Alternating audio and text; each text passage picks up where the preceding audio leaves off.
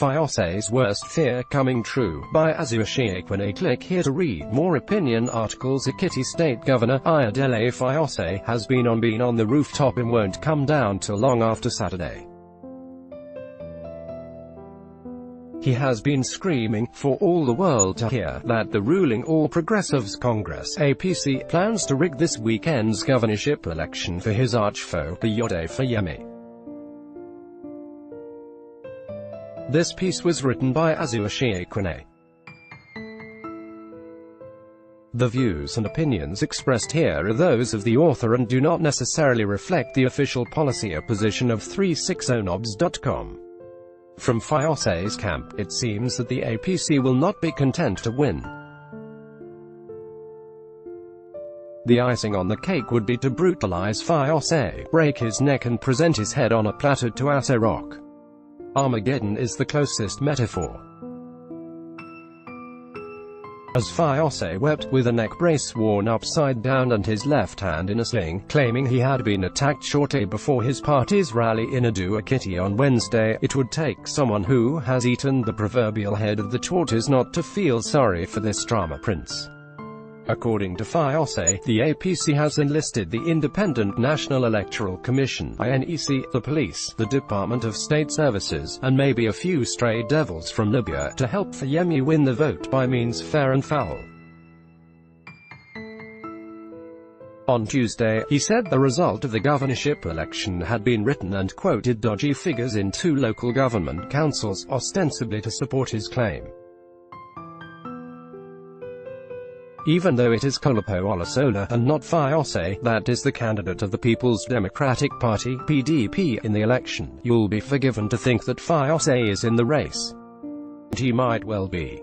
Whatever the Constitution says about term limits, Saturday's contest between Olusola and Fayose is a proxy war for Fayose's 3rd term. He will summon both real and imaginary conspiracies, if not to win the vote, then perhaps to discredit the system and get public sympathy. His brace and sling are part one of the wretched political game, the costume of a political dramatist. When Fayose cries wolf about alleged connivance between INEC, security services on the one hand, and Fayose's campaign on the other, he's haunted not only by concerns for a free and fair contest. He is tormented also by prospects that he could be at the receiving end of a system from which he was a principal beneficiary 4 years ago.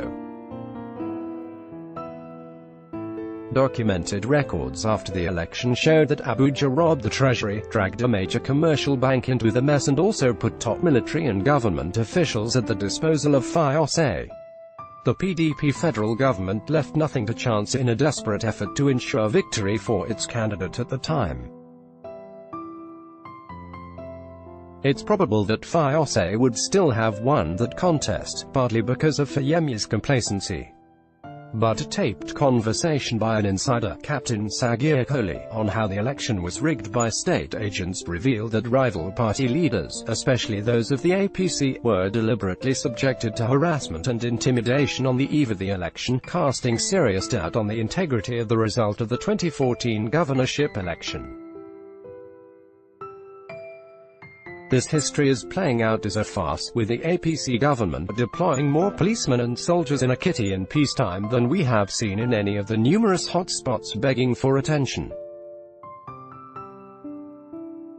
After 4 years of Fayose's politics of stomach infrastructure, which essentially comprised eating roasted corn by the roadside, eating amala at a market shed, sharing birthday cake on the street, and supplying petrol to Okada riders from the underground tank in the government house, Fayose ought to have raised enough foot soldiers from the 913,000 registered voters to defend the vote and secure a 3rd term, without faking a broken neck.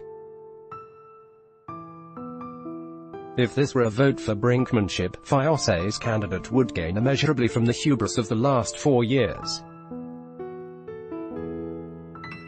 When Fayose is not advertising his death wish for President Muhammadu Buhari with state funds, he's taunting and teasing the presidency over one policy mishap or the other.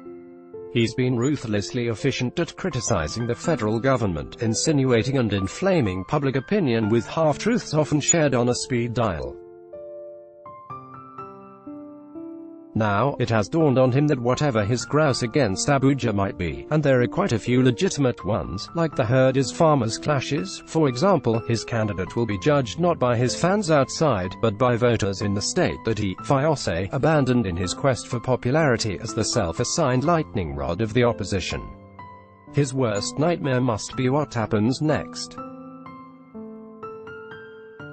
All the brace, the sling and the arrow diversions from his poor record and the fear of what might happen to him once he no longer enjoys immunity.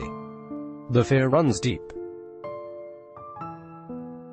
It goes as far back as Fayose's first term when police, SSS and court records linked him to the deaths of Tunde Omojola, Ao Adaramola and Kehinde Fasuba, whose families are yet to get justice.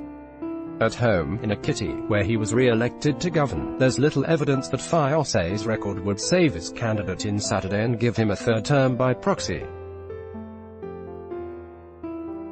He said, in an interview with The Guardian in March, that education has been his greatest area of achievement.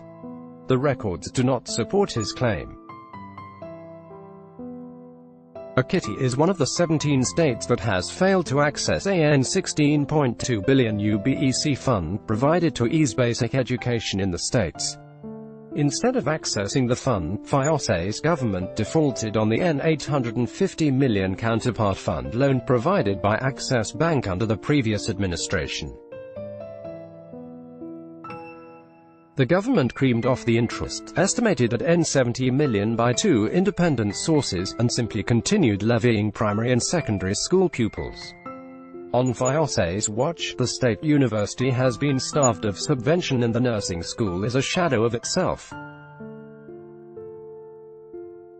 Primary and secondary school teachers are being owed salaries of between 6 and 8 months, while pensioners have not been paid for 11 months. This woeful record casts a shadow on the government's eager attempt to claim credit for the modest improvements in WASC-NECO school results in the state. Pressed between the rock and the hard place, students may well have taken the fate in their own hands. If Fayose lost 4 years ago because of internal rebellion, his weak grip on a few wayward personal staff and lack of common touch, Ekiti has careened from the elitist Fayose end of the spectrum to the squalid Fayose end, where drama, gimmickry and a personality cult have been elevated to statecraft. Governance, it seems, has become a joke, and it's doubtful if serious-minded voters would recognize Ekiti as the same land of honor and integrity they used to know. In this important election over which Olusola has canvassed strong progressive views on education and ICT, I imagine that he would like to be judged, not strictly by Fayose's standards, but in his own right as a candidate and, inescapably, a jointer in the legacy of the last 4 years. That's the whole point of elections, for voters to weigh the candidates on the ballot and decide who will get the mandate on the simple question, is your life better today than it was 4 years ago? None of the major contestants in Saturday's race is a stranger, and the backers have not hidden the hands either. If voters allow themselves to be blindsided by the drama on either side, they'll live with the consequences, perhaps for another 4 years, and the guard of the stomach will not save them. Fayose is the MD, editor-in-chief of The Interview and member of the board of the Paris-based Global Editors Network. This piece was written by Fayose. The views and opinions expressed here are those of the author and do not necessarily reflect the official policy or position of 360knobs.com.